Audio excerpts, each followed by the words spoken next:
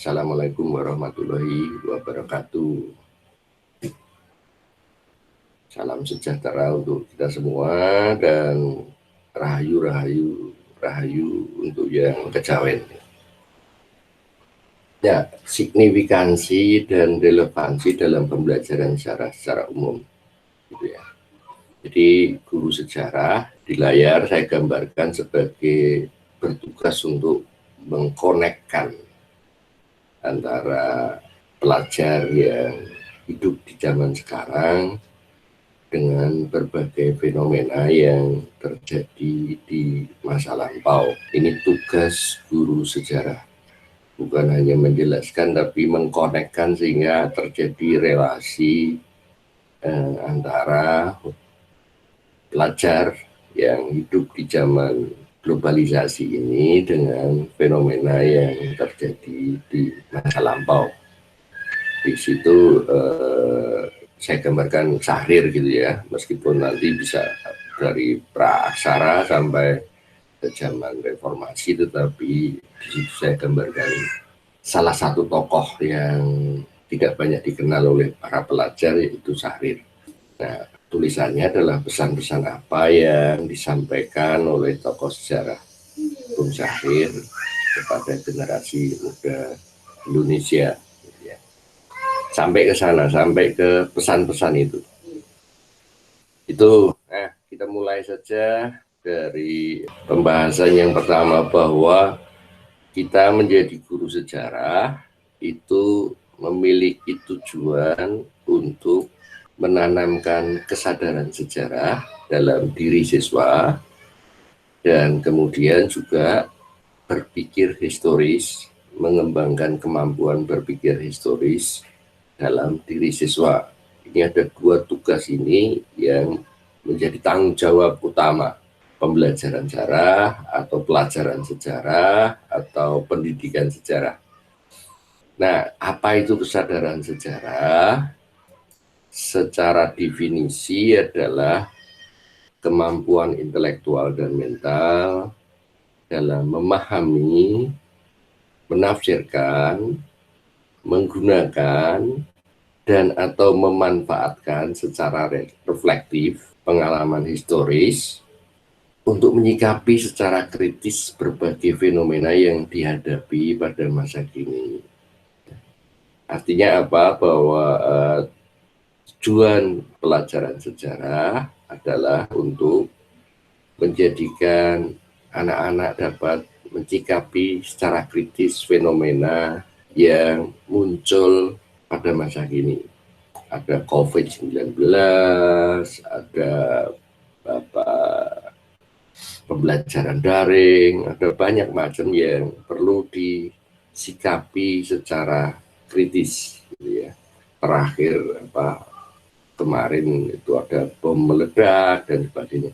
Nah, ini perlu disikapi secara kritis sehingga anak-anak mampu mengambil posisi yang tepat dalam menanggapi berbagai fenomena yang terjadi. Kemudian yang kedua, memproyeksikan ke masa depan. Artinya apa? Menyusun masa depan yang lebih baik. Gimana agar masa depan kita bersama itu menjadi lebih baik. Ya. Kemarin pilihannya adalah religius, oke, religius tidak masalah, gitu ya. Selama tadi masa depan itu menjadi lebih baik, gitu ya. Menjadi lebih cerah, menjadi lebih nyaman untuk kehidupan kita bersama, gitu ya, sebagai masyarakat, sebagai bangsa. Gitu. Ini barangkali ada yang ingin ditanggapi. Yuk, silakan kalau ada. Izin masuk, Pak. Yuk, silakan. Kan saya ini dapat yang masa reformasi. Itu kalau dikaitkan sama relevansi di masa kini gimana ya, Pak? Kan soalnya juga sekarang juga masih reformasi. Budaya itu selalu dinamis, selalu berkembang, ya, selalu istilahnya change, berubah, gitu ya.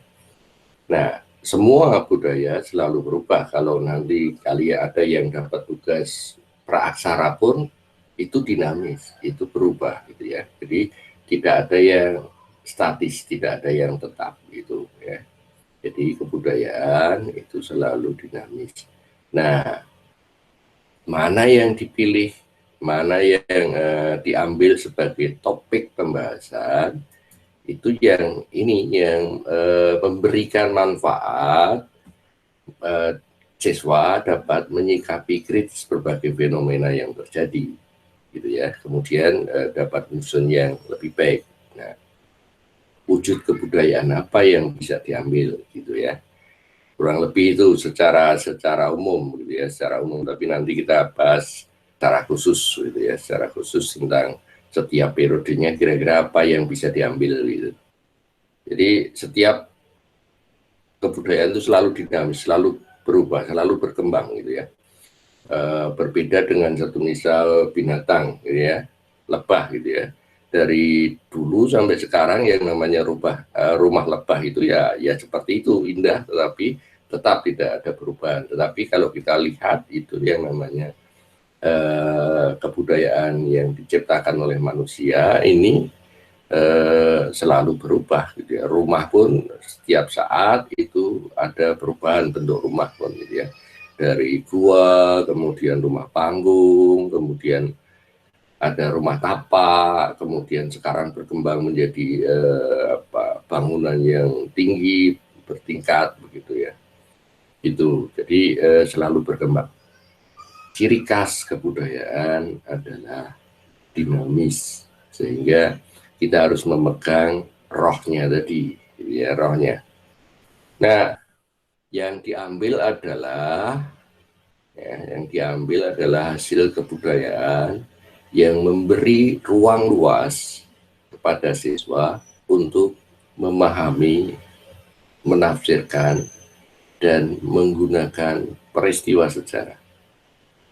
Jadi alasan untuk memilih, topik ini yang akan kita kaji bersama, itu adalah yang memberi ruang yang luas kepada siswa untuk dapat memahami, menafsirkan, dan menggunakan peristiwa sejarah. Ketiga hal itu ya. Yang memahami ini kita sebut sebagai signifikansi, sedangkan yang menafsirkan dan menggunakan peristiwa sejarah ini kita sebut sebagai relevansi. Itu ya.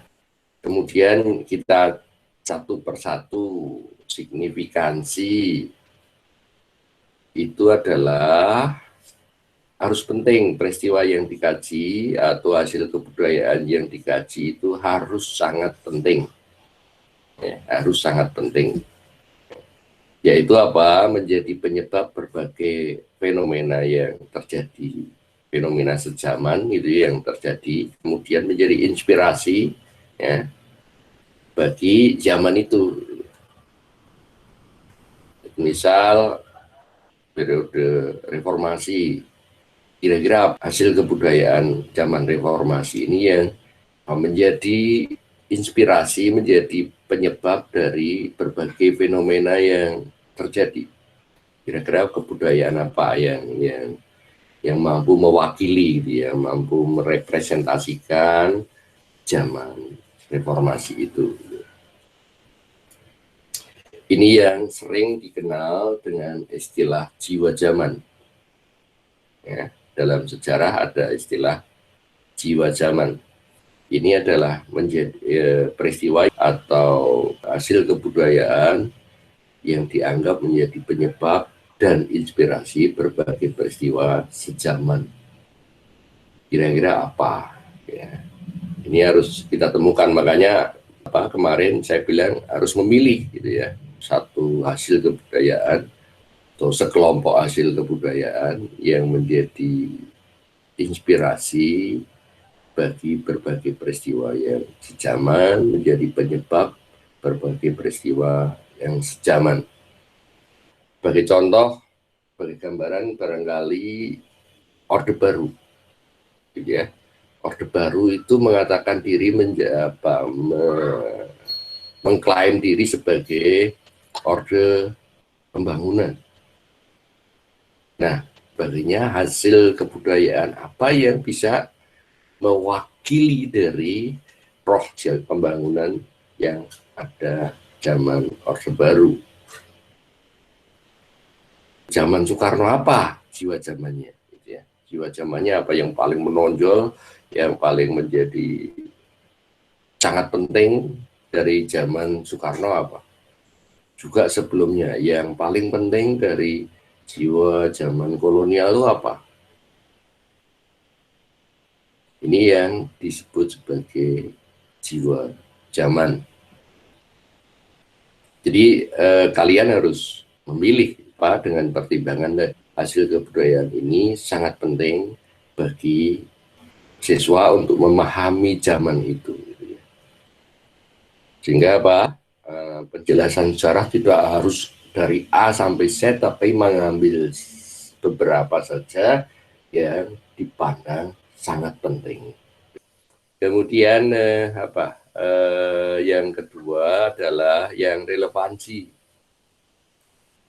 Sama penting, tetapi penting untuk memberi kemungkinan yang besar bagi orang sekarang untuk mengembangkan diri. Artinya apa? Ketika kita membaca tulisan sejarah, itu memberi inspirasi ya untuk mengembangkan diri. Ya.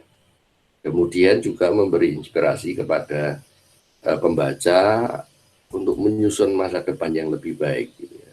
Itu ya.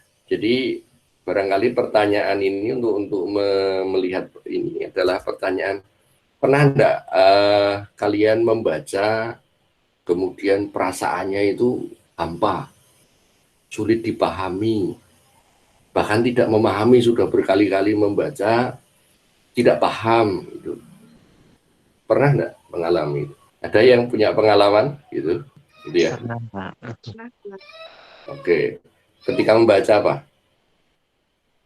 Biasanya membaca apa ya, buku atau jurnal yang terjemahan atau menggunakan misalnya ejaan lama kayak gitu Pak. Kadang bahasa yang digunakan itu terlalu berputar-putar gitu. Oh, terlalu muter-muter gitu ya. Oke, jadi kalau ilmiah atau buku ilmiah yang bahasanya muter-muter gitu ya. Iya Pak. Oke, terima kasih. Adelio, Axel apa yang pernah dialami? Baca buku apa? Biasanya sih ya kayak buku terjemahan sih Pak, biasanya lebih ke gimana sih dengan relevan dengan bahasanya, kan biasanya agak berbeda nih Pak dengan buku yang asli bahasa Indonesia. Pak, terjemahan kan kadang ada beberapa kata yang mungkin kayak kita tuh kurang paham di situnya gitu sih. Kalau dari saya sendiri. Oke, pengalamannya itu dia. Jadi sudah baca berkali-kali tapi tidak paham. Oke, itu karena bahasanya muter-muter, kemudian terjemahannya kurang pas, gitu ya. Pilihan kata si penerjemah itu tidak pas menggambarkan aslinya, begitu, gitu ya. Itu bagus. Kalau kita balik, pernah enggak membaca kemudian merasa senang, merasa memperoleh daya hidup gitu ya, daya hidup menjadi betah membaca berjam-jam begitu. Pernah Kak. Pernah. Oke, ya pernah juga. Apa Tika? Kalau baca misal buku sejarah tapi yang bahasanya tuh yang ringan terus mudah dipahami, kalau enggak baca novel gitu-gitu sih Pak. Oke, bahasanya ringan, mudah dipahami, kemudian novel. Ada lagi? Axel tadi? Sama Pernah? sih Pak, sama Aul Tika itu. Lebih ke yang bahasanya ringan, terus kadang juga baca novel yang ceritanya pas gitu juga enak banget Pak buat. Novel gitu ya. Iya. Oke, yang ceritanya itu pas gitu ya. Ceritanya pas dengan kita itu enak, berjam-jam bisa betah, bahkan enggak tahu sudah pagi lagi begitu ya. Itu dipahami dan menyenangkan. Sebenarnya bukan bahasanya yang membuat kita itu sulit atau mudah itu bukan bahasanya. Putar-putarnya tadi juga sebenarnya tidak muter-muter sebenarnya, ya, menurut si penulisnya tidak muter-muter, tetapi kita menangkapnya sebagai muter-muter. Kenapa? Karena ya, kalau yang merasa yang bosan tadi, karena kita tidak diberi ruang untuk mengembangkan diri kita. Teks itu menutup atau tertutup bagi kita untuk mengembangkan diri. Ya. Pengalaman kita itu tidak cocok dengan apa yang dibahas, apa yang dikaji oleh teks itu, dibicarakan oleh teks itu. Kita enggak, di otak kita tidak punya pengalaman yang match, yang cocok. Itu yang menjadi kita bosan, gitu ya. Ini ngomong apa? Ya. Ini ngomong apa? Itu enggak bisa dipahami, karena ya itu tadi, bahwa apa yang dibicarakan itu tidak cocok dengan kita, tidak match, tidak ada pengalaman kita yang dapat digunakan untuk memahami teks itu. Itu yang membuat kita menjadi sulit, ya, menjadi merasa diputar-putar oleh si pengarang. Sedangkan yang menyenangkan tadi, karena apa yang dibicarakan itu sangat banyak match-nya dengan apa yang kita alami, pengalaman kita itu cocok, gitu ya. Itu mendukung untuk memahami teks itu, sehingga kita merasa sangat tertarik, kemudian sangat terinspirasi, karena teks itu membuka ruang yang besar bagi kita untuk berkembang, mengembangkan diri. Oh, saya bisa menjadi ini. Oh, saya bisa menjadi lebih baik dengan begini. Oh, ini ada memberi inspirasi saya untuk mengatasi permasalahan ini, dan sebagainya. Ini dua jenis teks, gitu ya. Dua jenis teks. Artinya apa? Ketika kita menyusun peristiwa sejarah, itu pilihlah yang match dengan peristiwa yang sekarang banyak, yang cocok dengan orang yang sekarang.